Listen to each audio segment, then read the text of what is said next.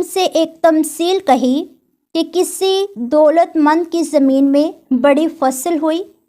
बस वो अपने दिल में सोच कर कहने लगा कि मैं क्या करूं, क्योंकि मेरे यहाँ जगह नहीं जहाँ अपनी पैदावार भर रखूं।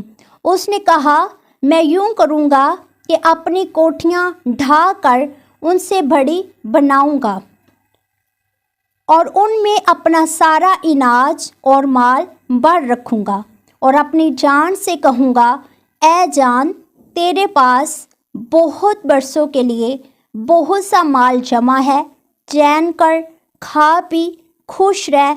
मगर खुदा ने उससे कहा, ऐ नादान, इसी रात तेरी जान तुझसे तलब कर ली जाएगी।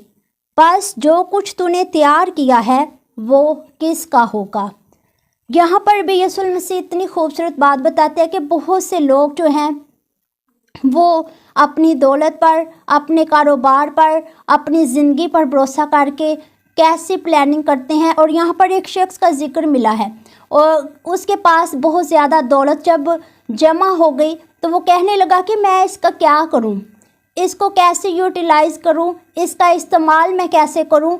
तो उसके दिल में, उसके जी में ख्याल आया कि मैं अपनी कोठियाँ ढाकर नई तामीर करूँगा, ज़्यादा बड़ी बनाऊँगा, खूबसूरत बनाऊँगा और अपना सारा माल, अपनी सारी जमा पूंजी, अपनी सारी दौलत इसमें भर कर रखूँगा। और फिर क्या करूँगा, अपनी जान से कहूँगा कि खा पी, ऐश कर, खुश रह और ज़िंदा रह। यानी कि उसने भरोसा किया कि जब हम दौलत को जमा कर लें, जब हम कारोबार में अपना जी लगा लें, जब हम दुनियादारी में अपने आप को मगन कर लें, तो तब हम खुश नहीं रह सकते, ना ही हम ज़िंदगी पा सकते हैं। और यहाँ पर कलाम फरमाता है कि उसी रात उसकी जान तलब कर ली गई। यानी उसका जमा किया हुआ माल, उसकी दौलत, उसका कल पर जो भरोसा था, जो उसकी कल के लिए प्लानिंग थी, जो वो अपने मुस्तकबिल के लिए ख्याल रखता था, वो उसी रात ख़त्म हो गए।